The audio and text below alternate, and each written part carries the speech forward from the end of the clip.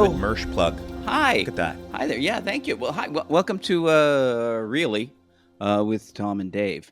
Great to relax with just a cup of coffee. And How's enjoy the that show. coffee treating you, Dave? It's good. This is my 12th Nespresso pod today, I think. Yeah, I could see. I sensed that just then. I could hear the vibrations. Yeah, so it's doing. I'm hoping it's doing its job right now. It is. You seem utterly unintelligible. That's good.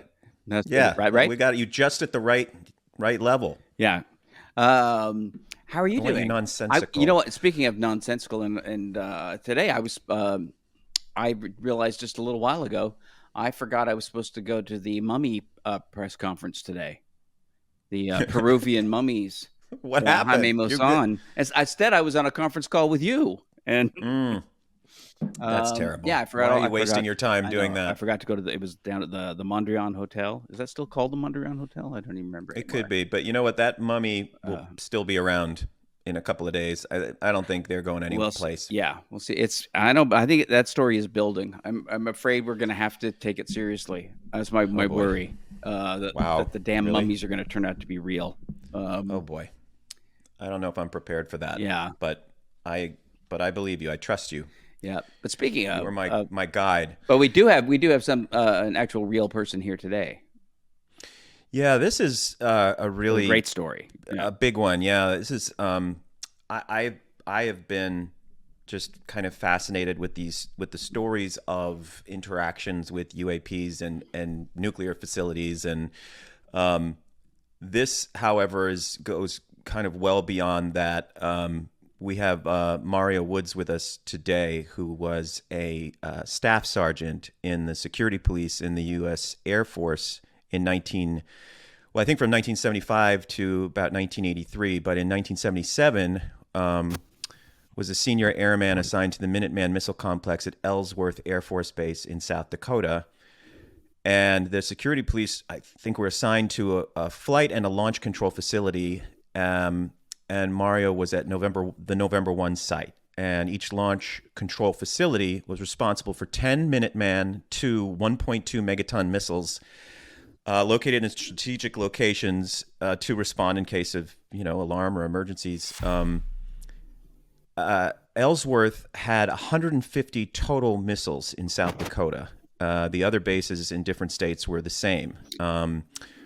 Mario Woods lived on site for 3 days, working 12-hour shifts, staffed with 6 security police, 4 officers, 1 site facility manager, 1 site cook, and 2 officers were underground at all times and worked the same shift as he did.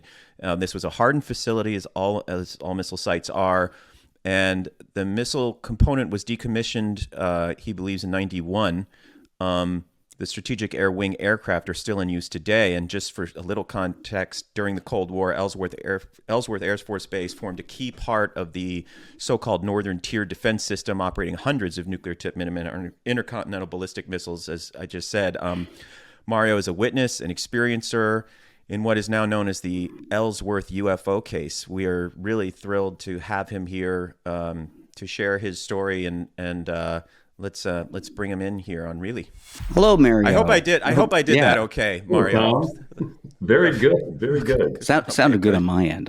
I think you're the only person, Tom, that's ever described that accurately. A launch control facility, because so many people think that it happened at Ellsworth on the base. They can't associate being assigned somewhere and being working in an area 65 miles away, which we all did, from all South Dakota all the way to the Wyoming state line, all the way to the North Dakota state line. That network. Because these missile installations are huge tracts of land. Oh, yeah, absolutely. Yeah. And mostly rented from ranchers for, I don't know what the payment was per se, as was the launch control facilities. They have literally been turned over to all these sites have been turned over to the original landowners. The fencing and the rock bed that sites were built up on to keep them out of depressions, because it's a plains area and it floods. And I didn't say flooding, but, it gets very wet. And these sites present a spot for them, say, at November 5 today. That rancher elected to use that facility to store his cattle's hay upon because it's elevated up from ground level and it's on a rock bed. So it keeps their hay and so forth dry. Now there's also a metal building, a cattle processing building of some type on the site. So the real winners in the nuclear proliferation are these ranchers.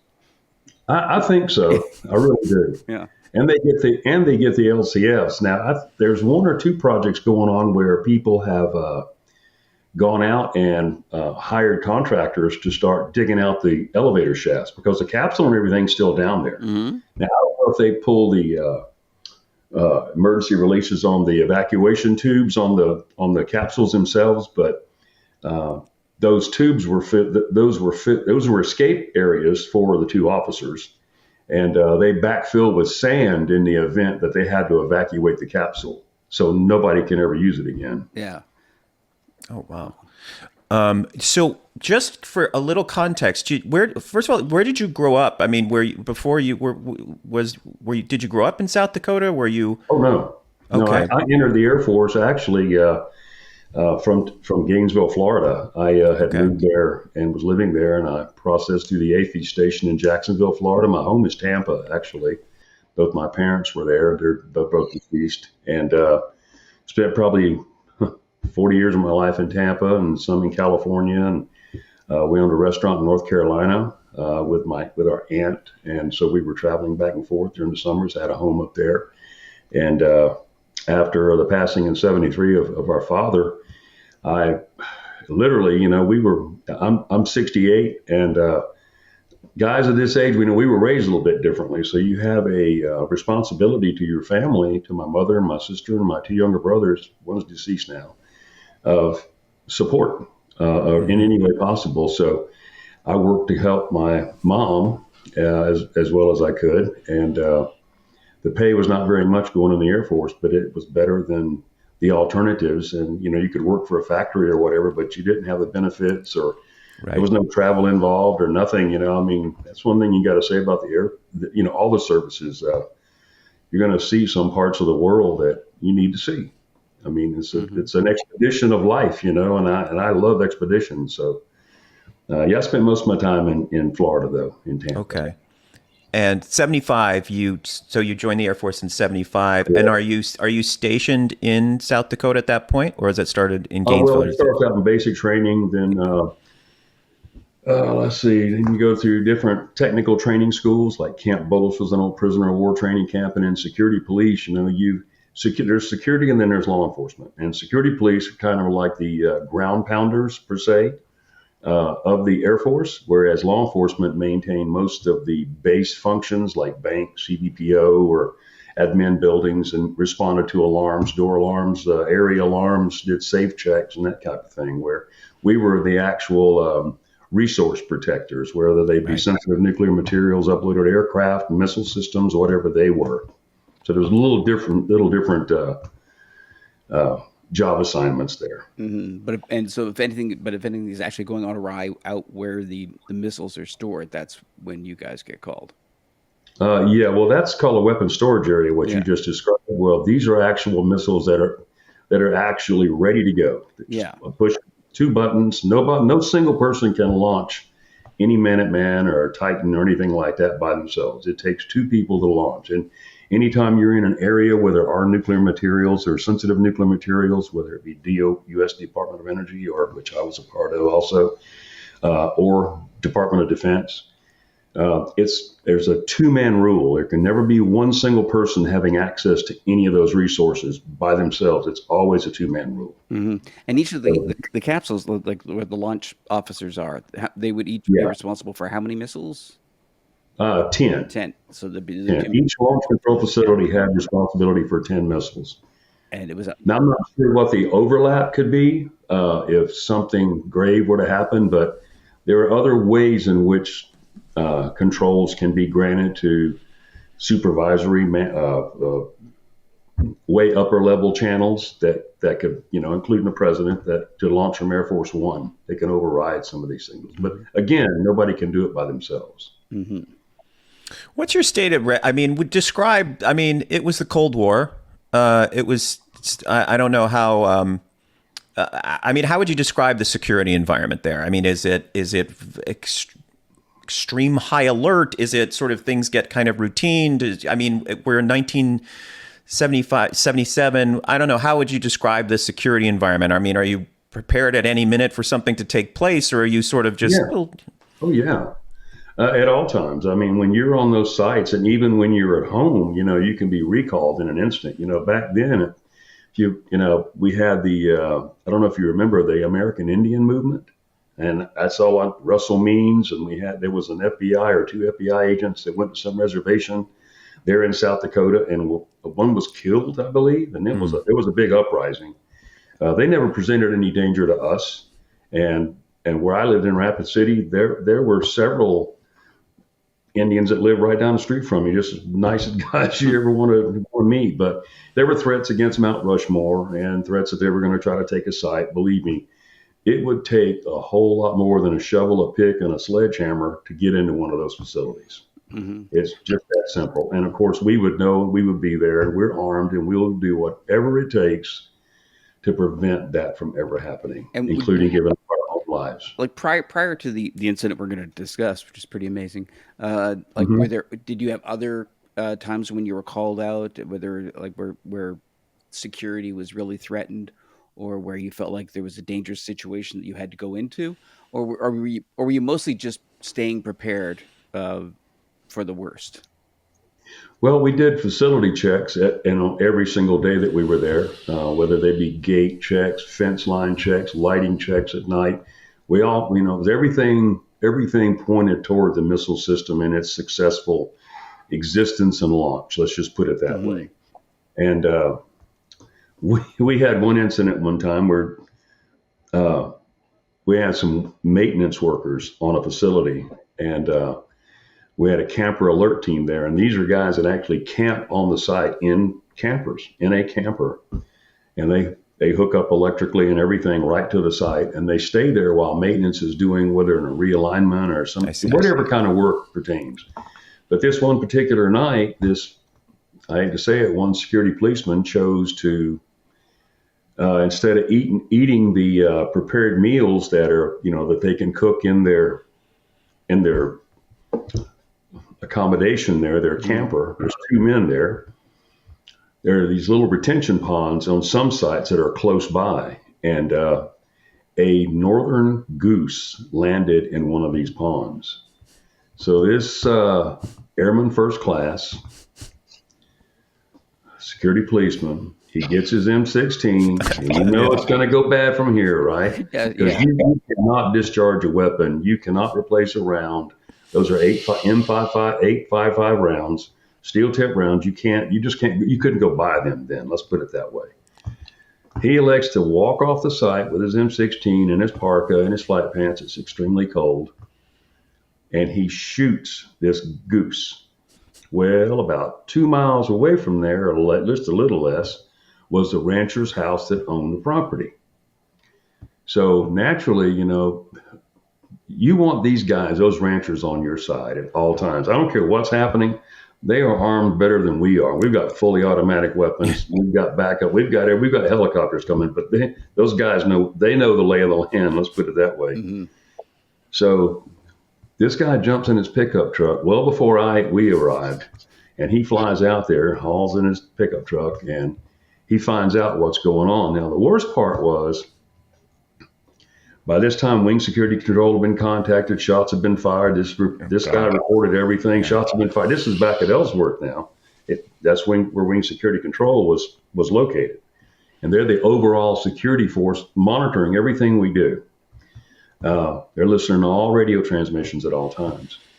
So they literally dispatched a helicopter with, I don't know if it was, I don't really know who all was on a helicopter to come to that site. But after he shot that goose, and the rancher's in route, I'm trying to put this sequence of events in mind now. He ran back to the camper, grabbed a broom because the goose was a little bit far from the bank and he couldn't reach it. And the goose wasn't dead. It was flipping around real hard, and its head was under the water. And he asked his partner to help him. I'm not sure if the partner did or not. It would have been bad if he did. But anyway, he goes out there and he's trying to get this goose and pull him because I guess he's gonna clean him and cook him somewhere. I was gonna say, man, that's supper. I mean, come on. You know what that would look like? White feathers all over a rock-laden missile site. But anyway, that goose, I guess the round just went past him. All of a sudden, he popped his head up. The ranchers arriving, and the goose took off. The guy didn't even hit the goose. So that's. I was going to say. Well, the worst thing would be if he actually missed the goose. Yeah, he did. Yeah. He missed the goose took off. So that's not. So by this time, we're getting called to go to the site. Yeah. So we're scrambling, grabbing stuff. You know, we stay ready, but I mean, we were like gone and got our safety briefing weapons, and we were gone. You know. Yeah. We get out there, and that rancher is there, and this guy is so mad. I didn't even put my weapon on. His whole front area of his truck was laden with rifles and pistols. Jeez. I mean, God Almighty, man! And he didn't want me anywhere around it.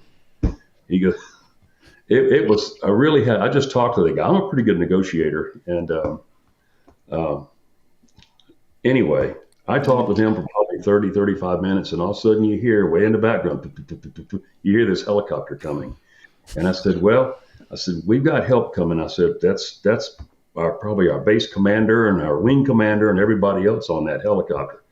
And he looked at me for a minute and he goes, "You're lucky I don't shoot them down." I said, "You don't want to do that." Shit, wow. I mean, that's what he said, you know. That's an escalation. Wow. He was really torqued off about that one goose, and it was on his property, and he didn't appreciate that. So you have to respect what they do, and I did them favors a couple of times I shouldn't have done. I could have got in trouble, but using a front end loader to get out to their cattle in the wintertime, and it was 8-9 foot of snow. I mean, literally. Because you can't make a snowball there. It's so dry, it's like talcum powder. I don't know if you've ever been to the Dakotas, but in that area, it's just you grab a handful of snow and hit it, and it just blows away. You can't make a snowball. Yeah, that's like so things did happen. Like prairies in Canada. I was going to say, and that must have really shaken your faith in his marksmanship to have him. You would want him to have your back. You know, I'm not a hunter of animals. You know, I was trained to hunt bad guys if that were the case. And I don't mean that as any special way or nothing. That was just the police type duty in me. Yeah. You know what you have to do and why you're there. So, but he was an avid hunter and he missed, so he had to live with that. Yep. Yeah. He lost his career, I'm sure. You know, I don't know what the after effects were, but they relieved him. It was a big 4-hour ordeal, and they had to reassure the farmer, and they did some relations with his family. I don't know what all happened, but it was not a good day. Yeah. Right. And but then again, I guess we should move on to a more unusual day that you Sure. experienced. Sure. Well, yeah, if you can just take us to, and it is, it's a bit of a pivot tonally for sure. I know of your story. I know pieces of your story. I know I'm really just fascinated to hear it, and for our audience to hear it. Where for you does it begin? This particular night, I'm going to say it was around November 16th of 1977. And my normal partner, I was normally a team leader at November 1 on whatever shift I was on, day or night. And he had gone to North Carolina to be married. So anytime that happens, he took 30 days vacation. They send someone from another area, like we had the 66th, 67th, and 68th areas, started at Wall, South Dakota, or down toward the Badlands, all the way up. There were 800 security policemen on that base. So there was always ample vacation relief people, and they would have to come out and fill that position while we worked, and form a team that we worked together for those 12-hour shifts in those 3 days. So this guy's name was Michael Johnson. He's a real light-skinned black guy. He told me, we had just met that day, that he was from Chicago, or his family lived there. He was a single guy. I was married at the time. And, we just discussed a few things. He was outranked me by 2 months that I recollect. So it made me the team member, which was fine because I knew where to go and how to get there. And he had no idea. He'd never been in the 68th area before. And on this particular night, I'll just start right out at about 9:15. I was up all day. And knowing that I was coming on at 6 p.m., I just didn't decide to take a nap. I think we got out there around 11 or 12 or something like that in the morning.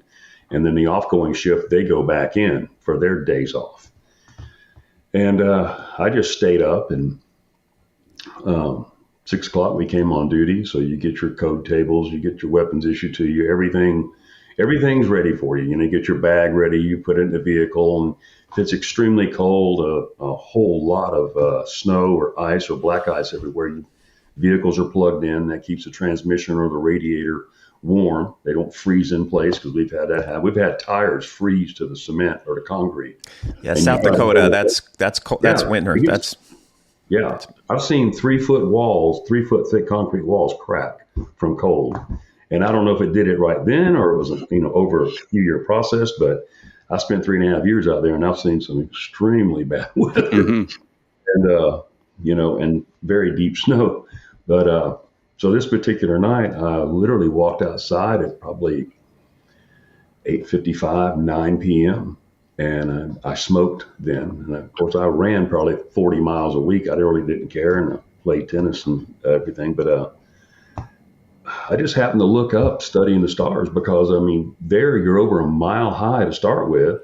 And there are times when you see the aurora borealis during the wintertime, and the stars just look as if you can just reach up in them and grab them. The Milky Way is just lit up. It's just gorgeous. I never saw skies like that anywhere else on a coastal area that I lived. And on this particular night, honestly, I just looked to the east at about a 30-degree inclination to my right, and which would be back toward Ellsworth Air Force Base, which was about 55, 60 miles away.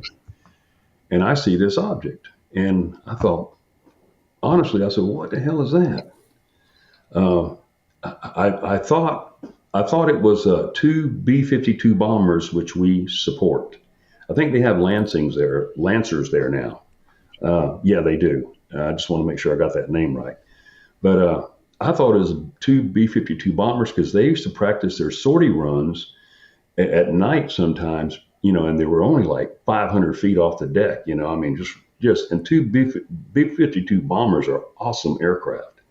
I didn't know that, they could literally outturn many fighter aircraft. Their wings were flexed 26 feet in either direction. Now think about that. B-52 bomber.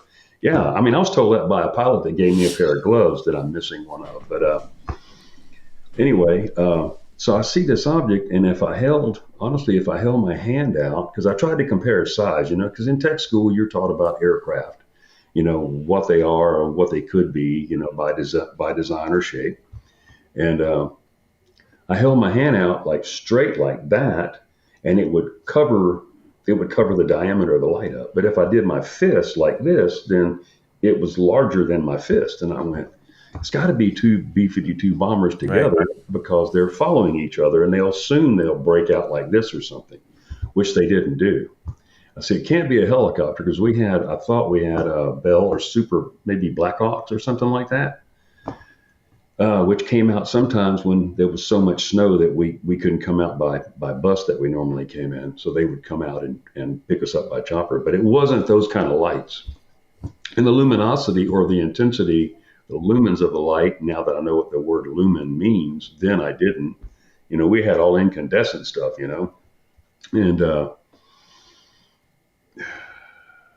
this thing was just huge compared to anything I'd ever seen. But I watched it, and it didn't seem to be really moving. It was just sitting to my east at about 30 degrees.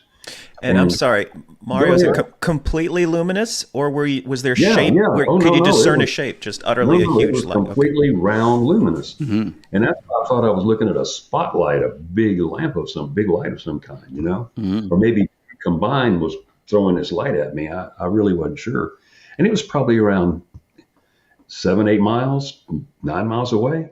And it was just the strangest light I think I'd ever looked at. So I smoked a cigarette, and I looked at this thing, and it wasn't moving. And I thought, well, I don't hear anything, and sound travels, in an area like that. These launch control facilities, fellas, are just in the middle of nowhere. The next closest town, well, we had Newell is, I think, about 8.5, 9 miles south of where we were. To the north would have been, well, that would have been north and west. That would have been Belle Fourche at about 40 miles away.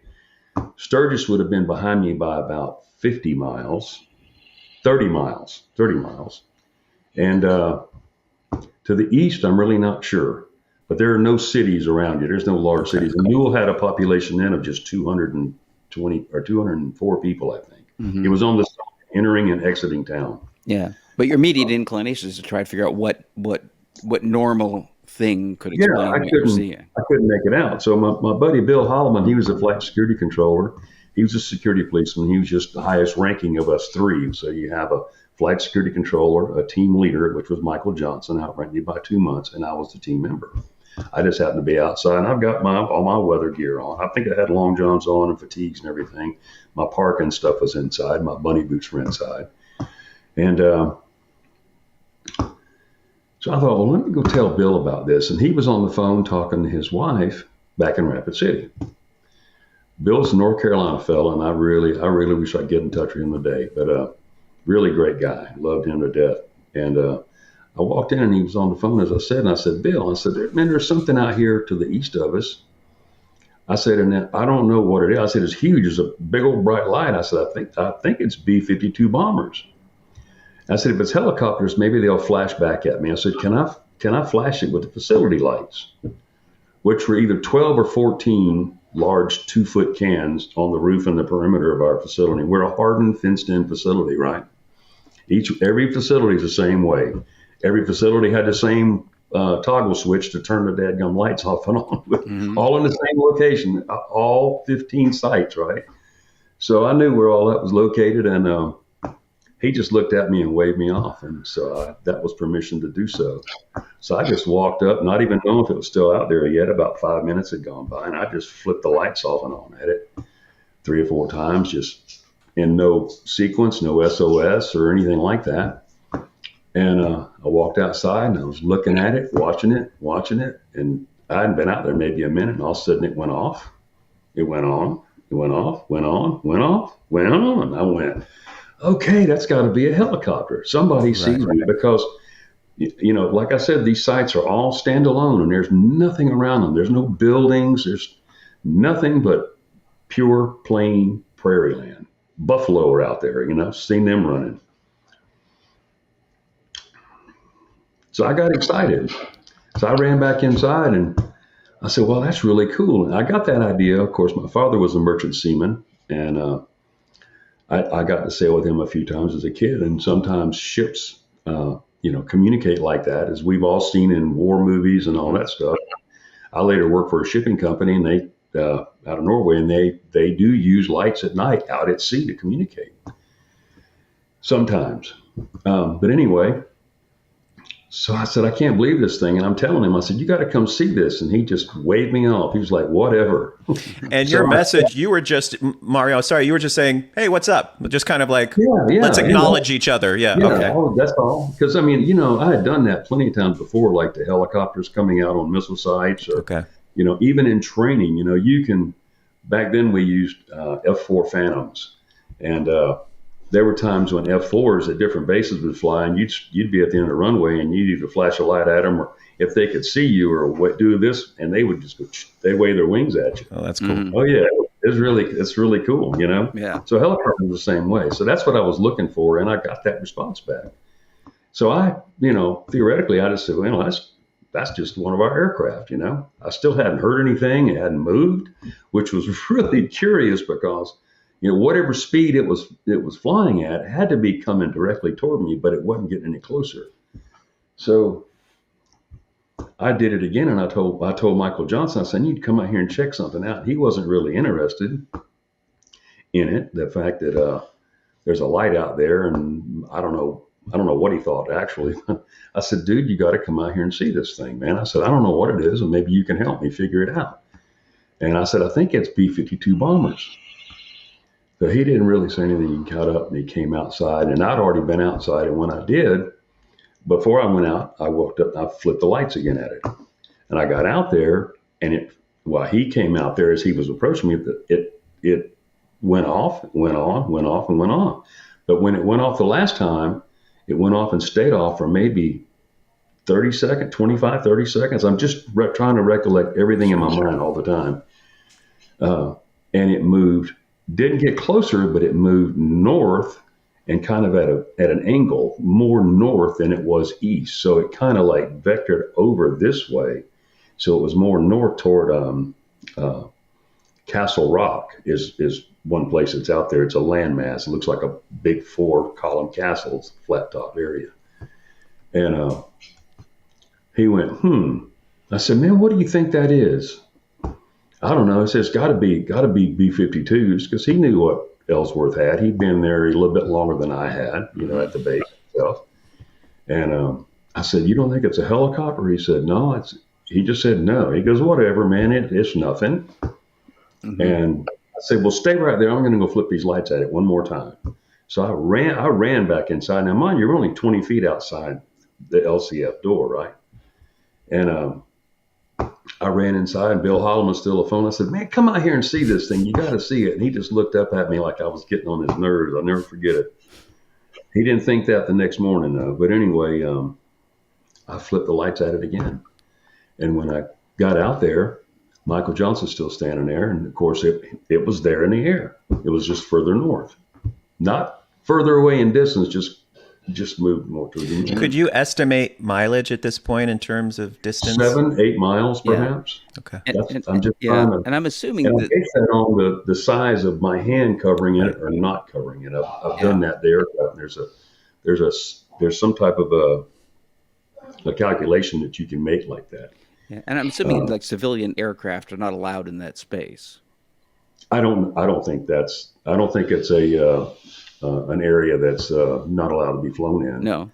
Most people just don't fly there. There's nothing to see. There's nothing there. Yeah. I guess, I don't know. Mount Rushmore, you can't fly over Mount Rushmore, I don't think. But these missile sites, I don't think that was protected airspace. No. Oh, okay. So as I did that, he all of a sudden a few seconds went by and it went out. It went out and it came back on in the same location. It went out and didn't come back on. So now that time's gone from, say, 5 to 9 to 9:15, 9:20. And that was, I said, well, I guess that's the end of it. It went away from us. I was thinking maybe it turned and the light just was is in the front of it or whatever. That's what I thought. I really didn't think nothing else. Honestly, a UFO I didn't think anything like that. I went back in kind of shaking my head, and Michael Johnson he just went back in there and sat down, and I walked in there to talk to Bill Holloman. He's still on the phone, so he's been on the phone now about 45 minutes. It's hard to get your wife off the phone sometimes. Listen, I completely relate. I understand. It cracked me up. It really did. But so I sat down. I started doing something, watching some TV, and back then we only had 3 channels, and at midnight they would go off, and you'd get that signal and that whatever that was at the time. And so I'm really not sure what we did. I may have had a few books or something, or a book. And I guess it was about 12:20 in the morning. And 2.5 hours later, all of a sudden I hear the alarm phone go off in the flight security controller's office. And it's one of those phones where when it goes off, it has to be answered. It's not something that's not a regular, it's from the capsule crew downstairs. And Bill picked it up and, he said, Sergeant Holloman, and of course the officer down there's 2 of them, said, we have a SIP 4 at November 5, which happens, November 5 is the closest launch facility to November control. And as the crow flies, just 5 to 7 miles away, 6 to 7 miles away. And drive time's about 15 minutes. And it's actually back toward the town of Newell.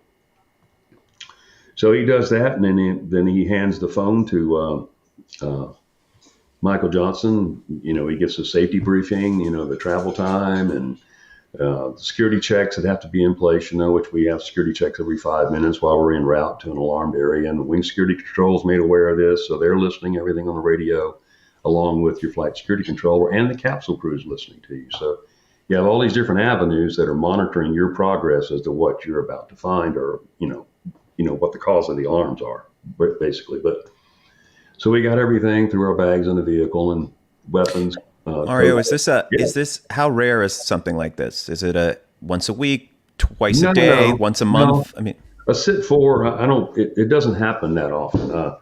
It's a 2 point alarm mechanism, and one's above ground and one's below ground, and it's something to be taken seriously. And there are worse type alarm or more serious alarms, but I don't think I ever responded to maybe but one of those. Okay. And I'll tell you about that. But so anyway, we got our briefing, got all of our stuff. Didn't really expect anything at all, and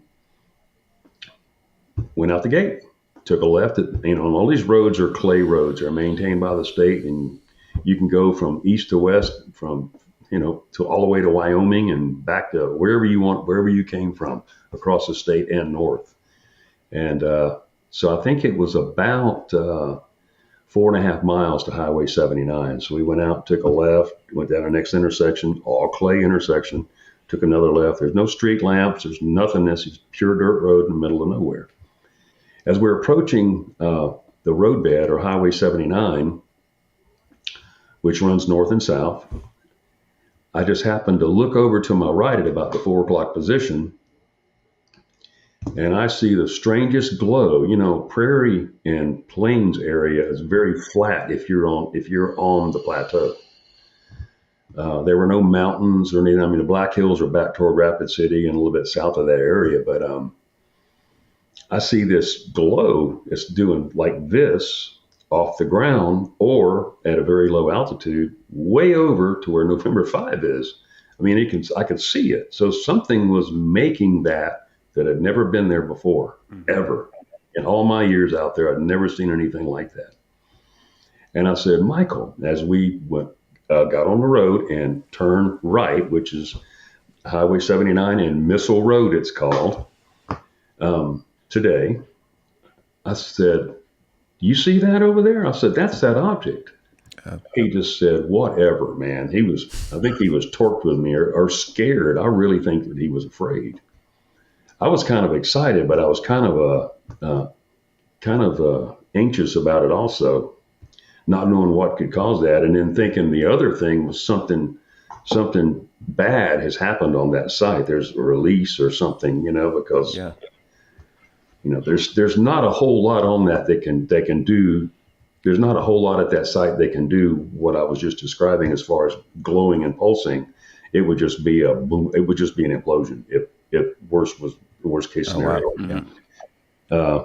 Unless it's a fuel explosion, and those were solid fuel rockets. But so anyway, it's about 5.5, 6 miles down to the first stop sign in Newell, and you turn right. That was Orman, Orman Road. You can look it up on Google Earth. That same house is sitting right there on the corner. I was out there in 2021 with Discovery Plus, and it was unbelievable being back there after all these years. And of course, as we went down the hill in 79, you lose sight of that pulsation. We went down below it, I guess, as to where, so you could see it visually. So we turned right at the stop sign, and then the road went out about 1.5 miles, and it drops back off onto clay again. And when it dog legs to the left, and I paid real close attention to that when we were out there, riding up on it again, because I literally lost my breath on that road going in 2021. I literally just, it got me really bad. And when we turned that dog leg to that left, this object was sitting in the atmosphere maybe 10 feet off the ground, directly on top of that blast door of November 5. And I've used this as a comparison because it's the only thing that I know a lot of people can relate to. It was the size of a Walmart building. Mm-hmm. There was no noise. There were no leading edges. There were no thrusters. There's no cockpit. There's no wings, no tail section. It is just a glowing mass, like a plasma ball, I guess, or something on top of the structure itself. Mm-hmm. It was spherical. Yeah. That was electric, yeah, complete spherical, red, orange, white, rotating, kind of like, I don't want to say flames, but like an electrical discharge on the entire outer shell of this thing. Mm-hmm. And we pulled up right at the cattle gate, which was about 60 feet from that front gate at a 45-degree angle. You have one of the drawings there where you can see our vehicle at the end. And now that was and I've said this before, that was our big tactical move. So you can imagine being overwhelmed by something that you're visually coming into contact with, that you have no idea what it is. When you see two aircraft carriers in the atmosphere, literally 10 feet off the ground, the size of that just is there's no words to describe it. Yeah, first off, we got an image of look at that. A young handsome soldier. Woods. Look at that guy. Yeah, that was young. All right. I was 23 years old when this happened, by the way, and rocked my world pretty good. But that right there is looking down, and that octagon-shaped thing in the middle would be the missile silo blast door, and that little ladder-looking thing on the rear end of it is the cattle, is the rail system for when that door is blown off. It trips that door up and over that fence and blows it quite a bit. And that's what I would compare the size of this thing, in relationship to that missile site. And this is just totally in my judgment, no one else's. I drew the picture or drew the drawing myself. And your truck was to the south here at the bottom of the fence? Right there at the bottom. Right. And so you're very close to this thing. Yeah, I'd say 60 feet. Actually, the thing about it was this outer ring, the outer diameter of this was almost directly over our heads. It was just that large, and it's hard to draw that. And it's hard to relay that to people. But was there a sound associated with it? No, just a displacement of air and there's another electricity in the air. And that's looking at it from the street view.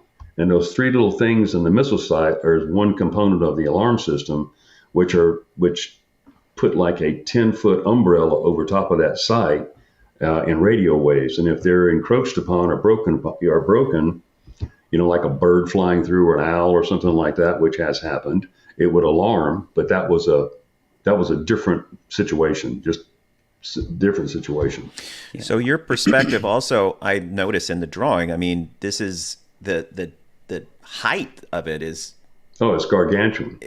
So it's not a sort of flat sphere so much. No, it's a giant, complete round sphere that's absolutely huge. It looks kind of like the sphere in Las Vegas. It's about that size. Yeah. The thing about it that's really perplexing, I'll go into this drawing in a moment.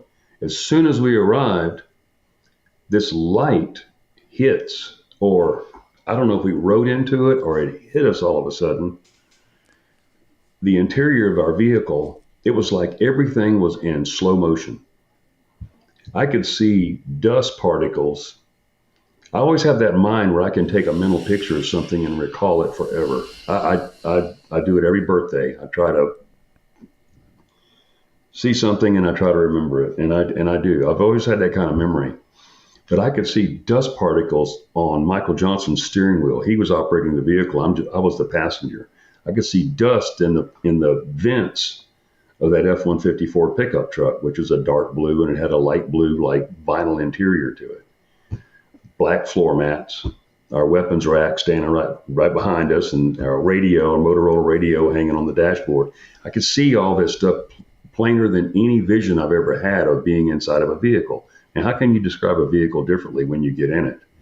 In this light, it allowed you to see more than I've ever seen before. The second thing about this is that the atmosphere was just removed, and I couldn't breathe. I was an avid runner. I probably, honestly, with tennis and much as I worked out, I probably ran 40, 50 miles a week and was in extremely good condition, as was Michael Johnson. And we couldn't breathe. I rolled the window down, and I had to ask for relief. Now, where did a thought like that come from? Where did that even come from? Right. Aluminum light. I'm sorry, Mario. Are you? And was it? You were aware this was happening too, versus just a fear. I mean, what would be a very natural response of maybe just you felt this thing was drawing the atmosphere away from you, or the oxygen. Oh, that's no doubt. I felt as if I was being pulled up into the back glass of that single cab F-150. It was like a vacuum. It wasn't just not being able to breathe. It was like there was a vacuum being exerted in the interior of that vehicle. Oh, wow. Okay. And all the visual acuity was just completely enhanced, and like it was as if slow motion was just all over me or something. I mean, I remember particles floating through the cab of that truck, which were dust particles, just glistening. I can't do that today. I can't go get in my vehicle and see that today. Mm-hmm. But I don't know if it was the luminosity of the light itself. I don't know if it was the vacuum. I don't know what the heck it was. Mm-hmm. And I knew I had to ask for help from whatever that was.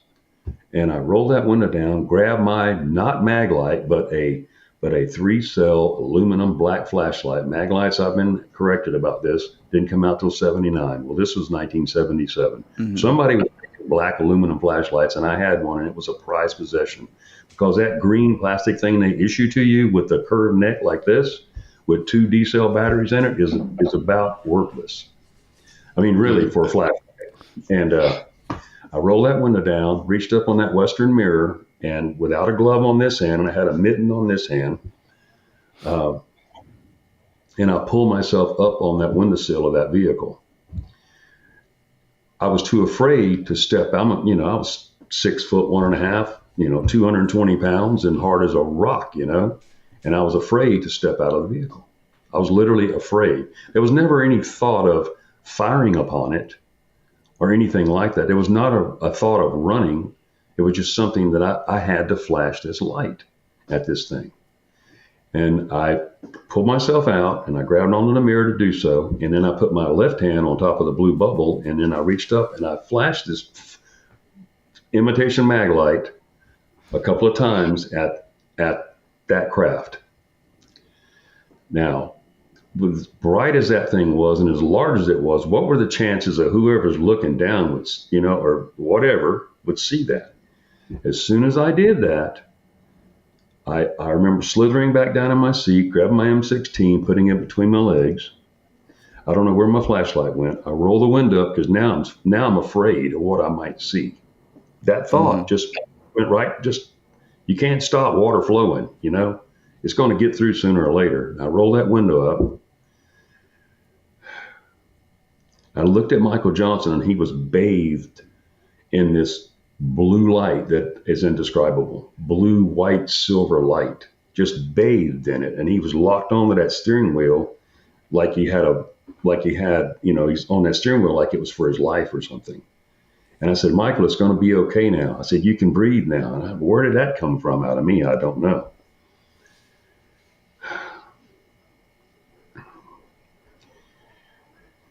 It's as if this, I don't know, this object popped in front of our windshield, a round looking ball that I want to say it was about 6 times the size of a beach ball, but it had these vents on it.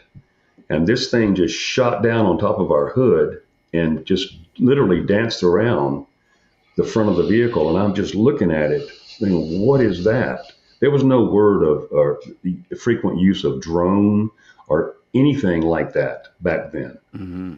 And I remember the vents in this. I remember the vents because I said, how is that moving around like that? And it was honestly as if and gone just that fast. But it was huge and it was black. And I thought maybe it was going to hit our vehicle, but it didn't. It just was like observing or something. And it was. Sorry, go ahead, Dave. I was just going to say, you didn't see it. Did you see it emerge from any place, or did it? No. Remember now, the craft's on Michael Johnson's left, mm-hmm. and we're at this precarious position here, using the vehicle for a defensive position. Yeah, Makes me feel so foolish when I say that. That's our go-to defensive position. That's what we were trained to do. Mm-hmm. I still had to walk from the vehicle to go to that gate and unlock it, and then call on radio what's causing this alarm after I did a whole bunch of searching on that site, above ground and below ground. That never happened. Yeah. So this thing goes away. I don't know where it went. Was there maybe 30 seconds, maybe? And then this permeating smell of ammonia, like shrimp in a bad cooler or something. I get this smell just hits me. I don't know where it's coming from.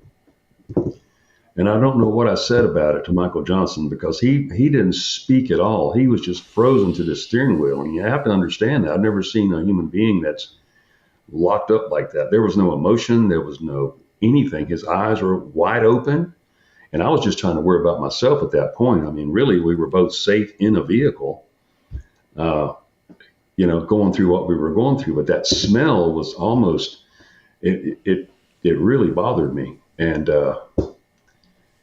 I can't eat a Gulf shrimp today because of it, because it smells like it. It would just throw me right there, And there's many things that that happened to me that relate directly to that night today. I got extremely, I don't know if you want to call it sleepy, or just unable to do anything else. I wasn't going to run. I wasn't going to get out of the vehicle. And I said, I thought I couldn't hold my head up. I said, I guess I thought I was passing out. Mm-hmm. With the window up, and as I was like into this tunnel vision now, or feeling like I was in tunnel vision, I had my beret on my head, my M16 between my legs. As whatever I was doing as far as going out, I just look to my right and I see these shadowy figures. And now they're on my right. The craft, or that thing, is on the left, still, 80 feet away or so, over top of the site. I didn't associate anything with that, but there was still something on my right that was pulsating. And I don't know what that was, whether it was a craft or what, another one that was I don't know. And I see 3 small figures and 1 tall figure. And they're probably 20 foot away from me, and they're coming toward me. Now, I can't say that they were walking, but their bodies were just moving all as one, just toward me. And the one on the right, they had uniforms on. The one on the right had this thing in his belt. That's what I call it's a belt. And it had a yellow tip on it that just glowed, and it got my attention. And I was like, what is that? And then what I picked up on next was the tall one in the middle behind these 3. It had something here that was large, and it was glowing that same color. And I just remember closing my eyes, and that's the last thing that I saw. And I think we have your sketch of what these beings look Yeah. like. Maybe bring that up. Their color was really strange too, because it wasn't a purple, it wasn't a gray, but there was a tint of a blue tint to them in the what I could see as far as flesh would be, and of course their heads were shaped a little bit differently than that. I'm not a very good artist. But I couldn't get any more. I should have been 3 of them, and I couldn't get any more. There's the object in his belt that you were discussing there. From the correct on the top, there. Yeah, right there on that side. Looks like and then this guy, he had that on his chest. I tried drawing this thing about 15 times before I settled for that, and I don't know. That's just the thought that came into my mind. How would you characterize your thoughts while this is taking place? And can you give us an idea of how much time in your estimation, was between arriving at the gate, the object, and then these figures? How much time was that? And just, are you able to process at all what you're seeing or characterize it? Well, we departed the site right around 12:30 p.m. So that travel time was about 12 to 15 minutes. So that puts us at what, 12:42, 12:45, something like that. And then all this transpired. And then, and it was just an immediate, like, fast forward of all the things I just described to you that happened in a few minutes. Yeah. Okay. And immediately upon stopping that vehicle, it all just took place. And The thoughts were, I don't know, my thoughts were not, how should I say this? I wasn't in a survival mode, but I've never probably been more aware in my life, in my own body, to the point where I don't really have descriptions for that. did you? And Michael Johnson, I can't speak for because he never uttered a word. I just told him when I dropped back in out of that window, I said, it's going to be okay now. You can breathe. Now, where did that thought? And I have to say these things because, it's hard to talk to people about this. Yeah. People that are close to me that know me, I'm not I just try to state the facts. I don't try to get emotional about it anymore. I just try to say what I remember, and I've written this thing down a million times. Yeah. When these beings are approaching you, I mean, is it in your mind? Are you thinking this? I'm seeing beings from somewhere else. Yeah. Yeah. You were. Yeah. There's coming and there's nothing. They're coming and I can't do anything about it. Yeah. And I don't think I could raise an arm or a leg. do you think the ammonia smell was related to the beings? Absolutely. I think yes. Because that's really interesting. Because I don't know if I know there's the Virginia UFO case where there was two beings that were actually a ship crash, and two beings were seen in this village, and these young girls described them as having an overwhelming and noxious ammonia smell coming from them. Yeah, it is. Yeah. And it's, once it permeates your nostrils, when I was sitting in that commander's office hours later, I was still smelling it. But of course, I didn't tell them that. And I'll tell you about that when we get to it. But I don't know what the duration was. When I passed out, that's the last thing I remember. Yeah. There. And that's as they are. How close are they to you when you pass out? 20 feet. 20 feet and approaching. Yeah. Maybe a little less. Wow. But they weren't coming fast, and they weren't walking as humans do. Yeah. And you think that somebody smaller is going to be taking a lot of steps, right? I never saw a leg move. Yeah. Just sort of gliding out. And I never saw a head go up and down. It was just right at you. And there was nothing I could do, nothing I would do to stop it. Yeah. I knew my door was locked and my window was up. Yeah. Like that would defeat them, right? And you had your weapon, but that was not a thought that crossed your mind. No, that part never never even crossed my mind to do something like that. Boy, that would have been a hello, how you doing, huh? Open up with an M16. Yeah. Well, pretty foolish, It'd be one thing if it was a goose. Yeah. Yeah, but that would be that I needed to eat something. So. Yeah. But, no, there was no cause for self-defense, and I don't know how other people would have taken that, but I just didn't feel that threat for my life. Yeah. And then I honestly don't know what my mind was doing at that particular time. And then when you pass out, what's the next thing that you're aware of? I opened my eyes, sitting in the same position, in the same parka, and the same flight pants, and the same bunny boots. My M16 right here in my hand, and I look up, and it's total darkness. And I go, I said, Michael, where's November 5? Yeah. I said, where's the lights? Because each facility has lights on it, ample lights. I said, what happened November 5? Where are we? He didn't answer. He's still locked on this steering wheel. Still frozen. And so I reached out, pushed him in the cheek. I pushed him in the arm. I said, hey, man, what's wrong with you? Come on, man, wake up. And his eyes are wide awake. He's breathing. I check his pulse. He's warm. I said, what is wrong with you, dude? I couldn't get nothing out of him. I don't remember if the vehicle was running or it was off at this time.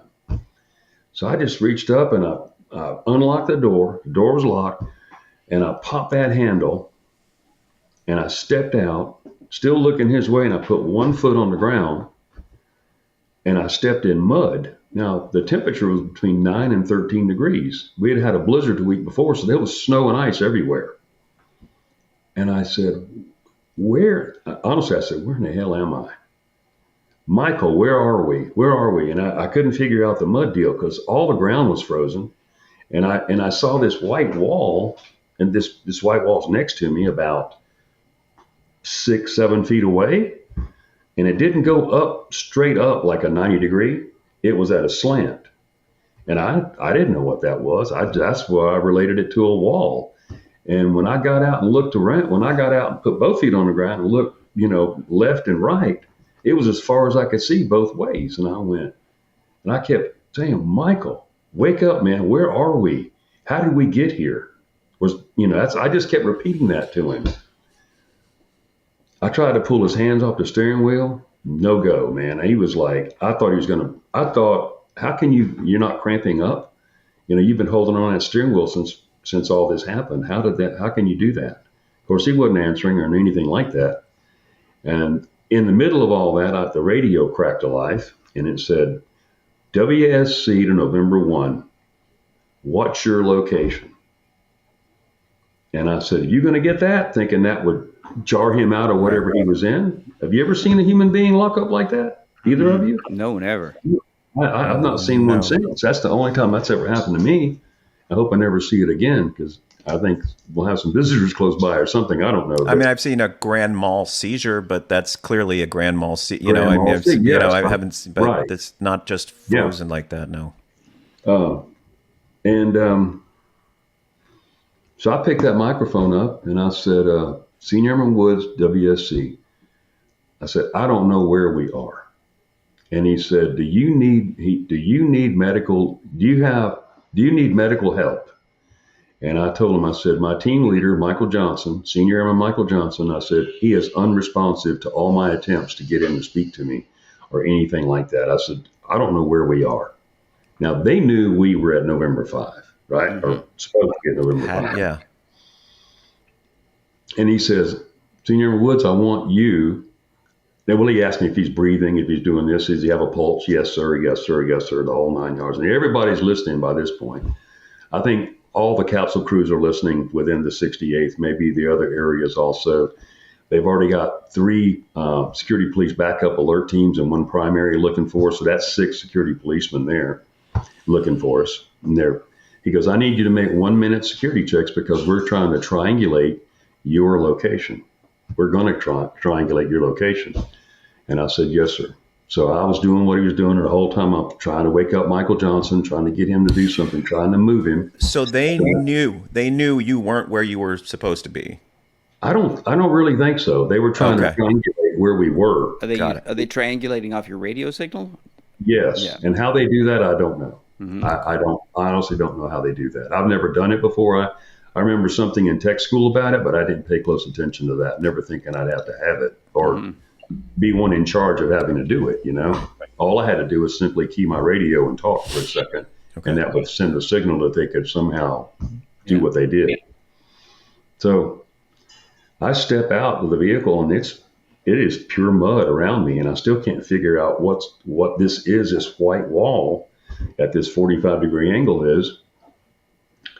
And I'm talking to myself literally, and I just can't figure out what's happening. I get my flashlight and I shine it at Michael Johnson, and I'm just trying to look around and see things. And I thought, wait a minute, where is this place? And I look at my watch, and it's after 6 a.m. The sun's coming up. It's getting bright in the east, from the east. Jesus. That's what got my attention to look at my watch. It started getting brighter, and I went, oh my God. So we had 5 hours of missing time. Mm-hmm. And about 40 minutes later, Michael Johnson's still the same condition, still the same condition. Yeah. I see headlights coming down this dirt road. We were behind the Newell Lake Reservoir Dam. And if you pull up that map right there, the whole from November 1, November 5, and Newell Lake Reservoir Dam is about 21 miles. Mm-hmm. But where we were from November 5 to this Newell Lake Reservoir Dam was about 9.5 miles from where November 5 is located. Jesus. And how we got from November 5 to Newell Lake Reservoir Dam, I have no recollection of and cannot tell you. Mm-hmm.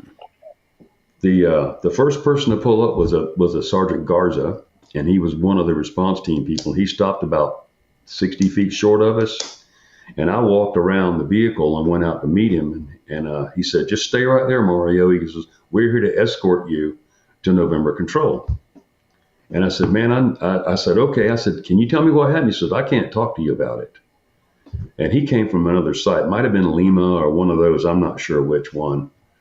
He was in my flight, though, so he was in the 68th. And then there were two other backup alert teams that were sent from other sister flights that pulled up also when he found us. And he has a bar. Did that strike you as an odd response? What? Which one? But his response of like, we can't tell, you know, I can't Tell you talk where to you are. Yeah. Right. I can't talk to you about any of it. I'm just here to escort you to November 1. That's what I'm here to do. And I said, well, I need help with Michael Johnson because he obviously can't drive. He can't talk. He's not doing anything. I can't get him to speak or utter a word or unlock him from that steering wheel. You would not believe the force that it took to pull that man's hands off that blue plastic steering wheel of that F-154 truck. Mm-hmm. I mean, I thought I was going to break his fingers. Yeah, it wasn't something just like this. I mean, he was locked into this thing for more than 5 hours. Yeah, I guess. Yeah. Every time I saw him, that's the position he was in. Mm-hmm. So I don't know what happened in interim in those 5 hours, but we finally I'd unbelted him. We got him out and zipped him over to the other side, seat belted him in, and he just had his hands in his lap, just head hanging like this, eyes wide open, never closed his eyes. I'm not even sure if he was blinking, but he was breathing and he was warm and he seemed to be, he was a human, you know? Mm-hmm. Yeah. And it wasn't but maybe a 15-minute ride to November Control. And once we got there and everybody kind of broke off, the sister flight guys, they went elsewhere, I'm pretty sure. And of course, the two on-duty officers that were on duty when we were dispatched, they were waiting on us. My flight chief, Master Sergeant Gray, Tech Sergeant Hawkins, Bill Holloman, the staff sergeant, flight security controller, the facility manager, the guys that were on duty, they were there. So as soon as we pulled up, they just, came to the vehicle right away, pulled right up in front, and everybody was asking questions and just unbelievable. I said, got to have help with Michael Johnson. I don't know what's going on with him, I've never seen anybody like that. So they separated us. They took me in the day room and they literally put his arms over their shoulders and they carried him to the back. And I guess they got water in him or whatever they could. But they didn't get him to speak either. Mm-hmm. So I answered questions honestly for 2.5 hours to all, and they were just berating me from every direction. And I kept telling him, I told Bill Holman, I said, man, that was the object that I was telling you about last night. Right. He honestly didn't want to comment about that. Mm-hmm. I guess because it put him in it, in some way. But that's okay. I didn't mind that a bit. But did you perceive, for yourself, did you hesitate to share any details? Were you worried about sharing any of the details, or were you just so overwhelmed you were just, this is what happened? I shared the craft and what we saw and how I didn't know where we got to and what was going on with Michael Johnson. I shared the size of the craft, and they all, just looked at me like, oh, he's lost his damn mind, Literally, I did not say anything concerning what I saw out my right window. If I had done that, we were members at that time, and it's still carried out today, of the personal reliability program in the nuclear program. So it had I stated those things, I would have been put out immediately. Right. Or put in a general career field, in a supply room somewhere or something like that, or behind a desk or something. So I never relayed, what I saw or the beings that I saw outside that vehicle to them. or even when I got to the base, which I was escorted there. But after, honestly, about 2.5 hours, they gave everybody water and stuff except me. I'm about to die. I'm parched, and I told Sergeant Gray, Sergeant Gray, I need to go to the bathroom, And it was almost as they didn't want to let me out of their sight. Honestly, I felt that way. I just felt as if they wanted me right under their thumb at all times, because at least I was coherent where my partner was wiped out, Mm-hmm. And I went to the restroom, and I didn't have to use it. I just went in there. I got something to drink first, and I went in there, and I opened up the stall door, and I went and I just sat down on the toilet and closed the door. Those same stalls are still there today in that launch control facility. I was there, but and boy, did it bring back the memories. And I was sitting there, Dave, and all of a sudden my hearing kind of went a little strange, and then my eyesight, it went like super bright. Kind of like when a doctor dilates your eyes or something like that, how you're really bothered by the light. It was something like that. And this ringing, this incessant ringing that it just got my full undivided attention. And this thought came upon me that I was going to leave my body. And I had a clear path, a way in which I could do that. And I couldn't give myself over to doing it, if that's the way to describe it. Yeah. I closed my eyes, and I literally felt as if I was moving down through my body, and I was leaving through my feet. Yeah. Where does that come from? I've read everything I can read about this, I honestly felt that I had control over leaving my body. And I was going to do it whether I wanted to or not. It just seemed like I thought, well, maybe, I guess I'm dying. Mm-hmm. Maybe, I guess I'm dying. And I thought about everything in a flash, all my life, everything just flashed, and somehow or another, and I feel that I'm down in here somewhere fighting whatever it is. I opened my eyes thinking that would make a difference, and I see 4 little furry feet, though they weren't little, go by the bottom of the stall door. And behind them were 2 Cochrane shiny police boots. There was a drug dog and his handler. Mm-hmm. So they had a drug dog and a handler out there, and the guy knew me. I can't recall his name today, or maybe we'd play tennis together or ping pong. I'm really not sure. And he says, "Hey, Mario, you okay in there?" And I said, Yeah, I think so. It's the way I responded. I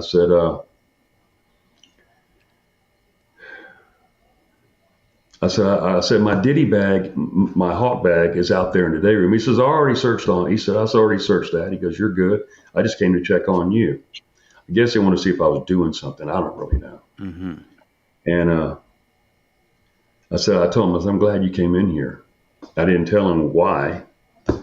And so he walked out, and I opened up the stall door, and I went to the sink, and I just splashed myself and wet myself, thinking all my vision was back to normal. I didn't have the ringing anymore. And you felt solidly in your body at this point. Yeah. I was like, what was that? And I was afraid. I was afraid of that. I didn't want that feeling to ever come back to me again. Mm-hmm. Did it feel like your thoughts or something else's thoughts? I don't know. The thoughts of leaving. Yeah, just the awareness. Honestly, it was as if it was presented to me as an option. That's the way it came upon me. And then as soon as I said that in my mind, the hearing, screaming, and then the vision changed, and everything just started to go, differently. I mean, everything. I perceived everything differently. Yeah. Was any part of you just tempted to check it out, to give in to this impulse? Well, I thought that's what I was doing, and I chickened out. Yeah. I literally, like I said, I felt as if I was down here, and I really didn't want to die, Yeah. but I wasn't sure if I was I wasn't sure if I was or wasn't. I didn't, Yeah. Or if there'd be a way you know, back from this. Yeah. right. How do you, and then if you do get out, how do you come back, or do you? Mm-hmm. Where do you go? And I wasn't ready for any of that yet. Wow. I don't blame you. But so I literally wet my whole self down, and I looked like hell when I walked out of that bathroom. But I wish I could have just got into a shower, but I wasn't allowed to at that particular point. And I came back out in the day room, and matter of fact, Master Sergeant Gray said, "Would you take a bath in there?" I said, I told him I wish I could have. Mm-hmm. And he said, "Well, the squadron commander wants you in his office, so we're going to go there." And I said, "What about Michael Johnson?" And I said, "Don't worry about him. We've got him. He's fine." I said, "Well, I'd like to talk to him." He said, "That'll be a later time." He wasn't fine. He wasn't fine at all. He hadn't spoken anything back there in those rooms, or in that room. And I got my stuff and weapon and everything, and they didn't relieve me of my weapon. That's what unidentified said. They were relieved of their weapons. We were never relieved of our weapons. Mm-hmm. And I don't know why that guy had to say that. But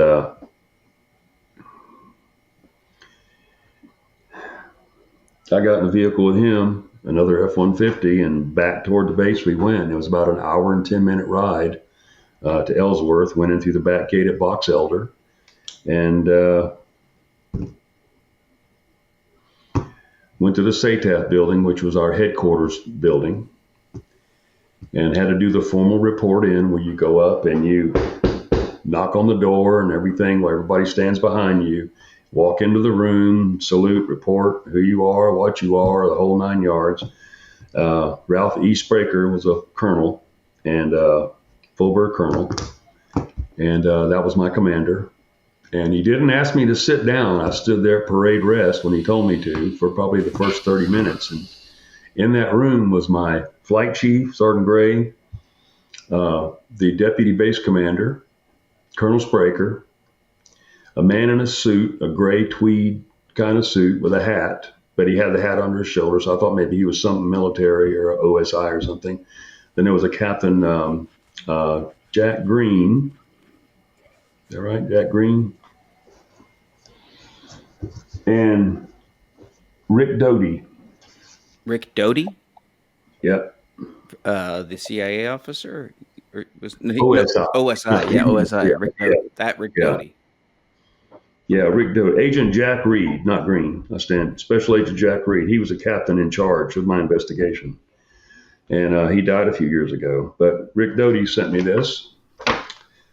And we've talked several times on the phone, and we just had an offer to do a roundtable in Roswell that I don't know, the producer kind of fell through on. So I don't know what's happening with that. I won't worry about it. But Rick's a good guy. He's done a lot of stuff. For those of us who, because I mean, it sounds familiar to me, but for the audience who doesn't, just a brief Rick Doty background. Yeah, he was the subject of a documentary called Mirage Man. Mirage Man, correct. That was about intelligence officers who were assigned to I guess disinformation campaign. Correct. Around the subject of UFOs. And also to protect, I guess, top secret, what do we call it? Communications and documents and flights, and also flight developing technologies. Okay. And he was also linked. I'm forgetting the name of the gentleman who lived near a base that witnessed some craft flying around, and I know that he was. Eventually, he was convinced that they convinced him that he was seeing UFOs. Oh, really? And and he actually had a lot of mental health issues came up as a result of it. But that's the story. Those are the stories I know about Rick Doty. Mario, but he's definitely a guy who's been around the scene in this world quite a bit. I outranked him at the time. He was very young. He was younger than I was at the time. But I remembered his face. And once again, that memory and that picture, I never forgot that face. I don't know why. I don't know why I looked at him and I never forgot his face. And the first time I saw him, on Ancient Aliens or whatever it was I saw, and I went, I know that guy. He was at my debriefing that morning. So I paint that date as November 16th. And it was just a little bit before Thanksgiving because I was going to be off and I was excited because I was a newly wedded dude, And, but I never forgot him. And, we've talked several times. I've got his number and we communicate at any moment in time. And, then after that was the big disinformation campaign where, we had, somebody saw something, was an owl on the side or something. Somebody shot some rounds at it. And it really tried to take away from everything because I was never sent back to November Control. I was sent to Kilo Control, which is the alternate command post over all the missile areas, the 66, 67, 68, in case something happened at Ellsworth where Wing Security Control could not do what their job was. And I was always under the scrutiny of direct supervision until I got my assignment to Korea, not even 8 months later. Mm-hmm. And that should have been. But you were never at any point relieved of duty. You were just shifted to another part of the missile command. No. Like how many miles? Where you were shifted off? How many miles would that have been from November flight? Ask that again. What is it now? Like when they shifted you, you said you went to what was it, Kilo? Kilo, yeah. Like how far away would that be? That was right next to, we were at November, just above Newell, South Dakota. And then Kilo Control was on the other side of Belle Fourche, almost to the Wyoming border. Yeah.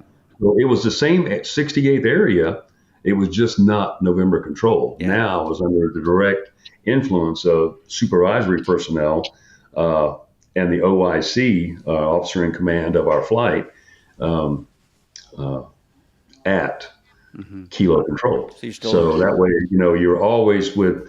Matter of fact, and I was a team member there because everybody they put me with outranked me at that particular time. So you risked did anyone ever confirm any of the details of your story independent? Like, did anyone say we believe you, or did anyone ever say yes, someone else saw this, or were you really left in this vacuum of information of what their feelings were about your story? That would be a two-pronged answer for me to do for you. And what I'll do is say this. Unbeknownst to me, and I only discovered this, I'll tell you what, let me go back to the interview in Colonel Straker's office to start with, and I will get to absolutely that.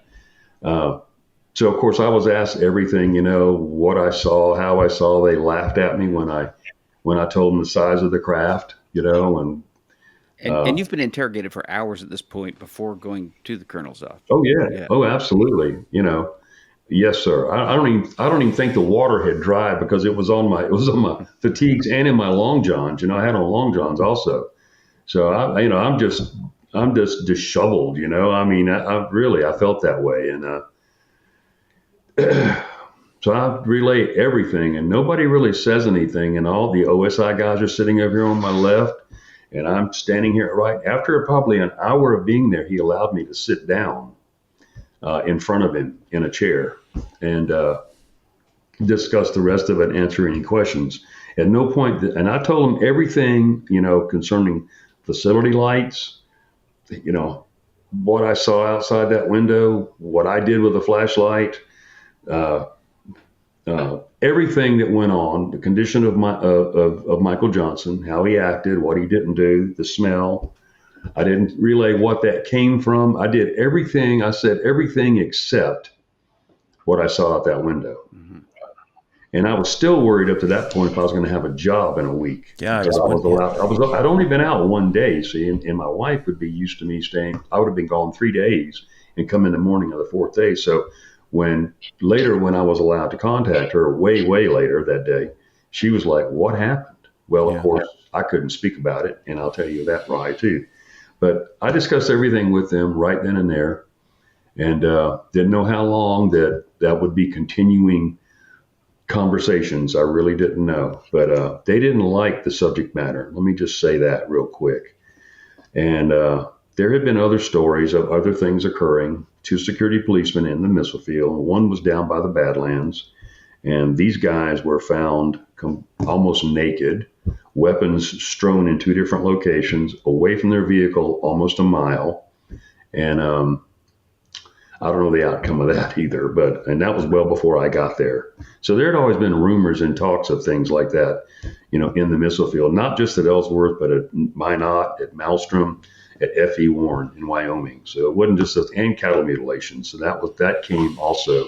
That's where I first really got onto Linda Moulton Howe, because she was doing that, working for a news agency out of Denver at the time, and she started investigating cattle mutilations. I saw 2 of them, and so I answered all these questions and everything I could, and then they had a little conversation between them 2, and I was just supposed to sit there like I couldn't hear. They were talking about me, and the commander sent me to the flight surgeon's office. He said, I want you to go to the flight surgeon's office because we got a doctor's going to take a look at you, just check you and everything, make sure it's okay. I said, yes, sir, okay.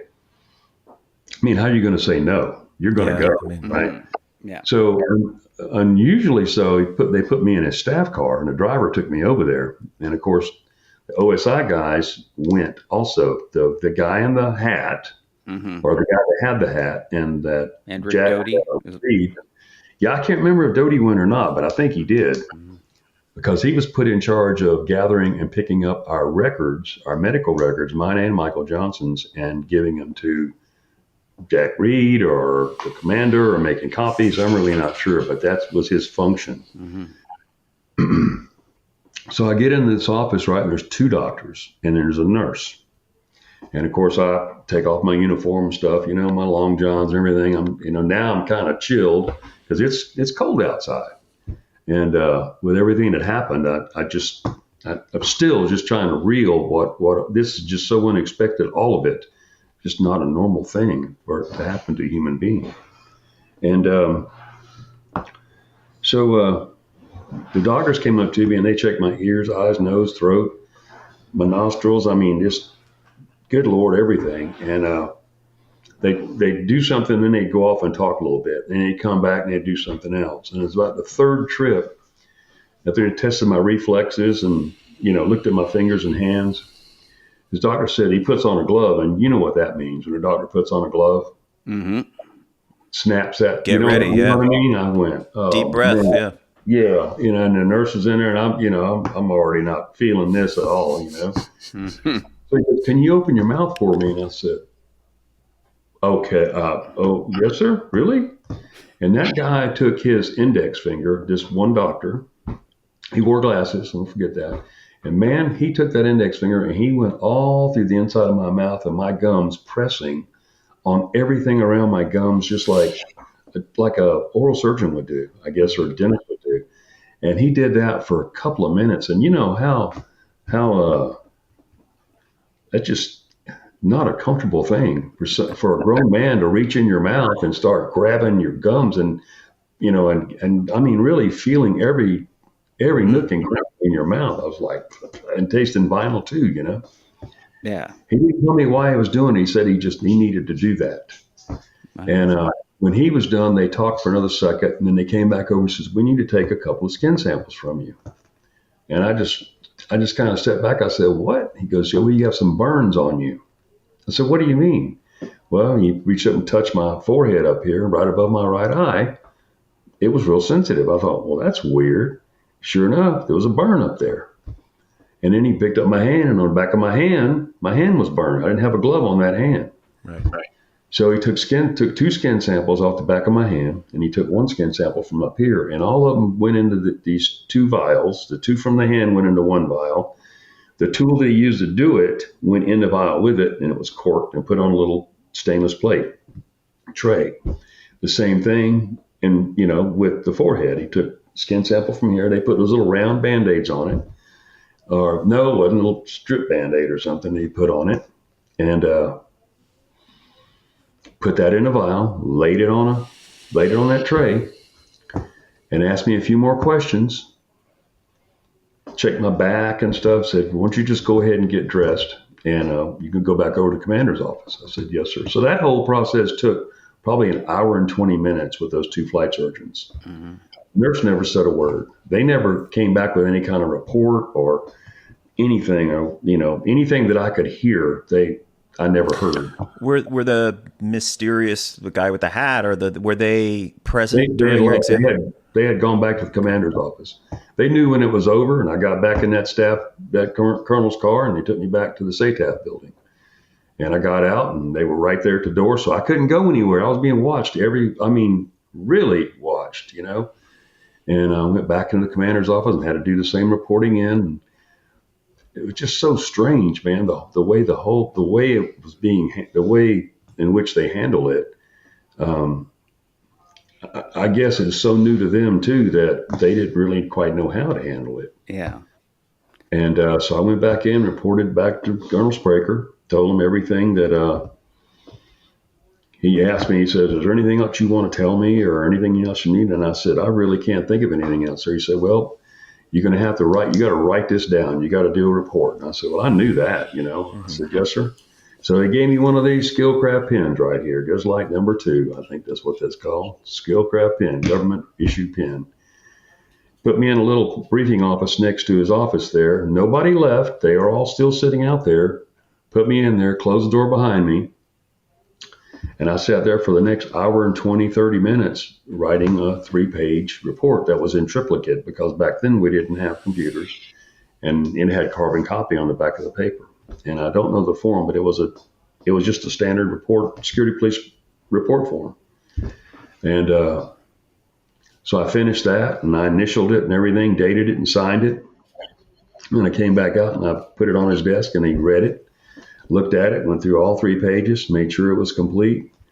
He said, "All right." And then that Jack Reed walked over to him, and he wasn't far away anyway, just 3 or 4 feet away in a chair. And he walked over and he had some papers in his hand. And it was a non-disclosure order. It wasn't an agreement. It was a damn order, Mm-hmm. So, you're not allowed to speak about this to anyone, up to and including who you're married to or neighbors. He said, "You do not discuss any of this at any point with any people in the media, with any newspaper people." I mean, they cover all the bases. There's nothing left out. They do know how to do that.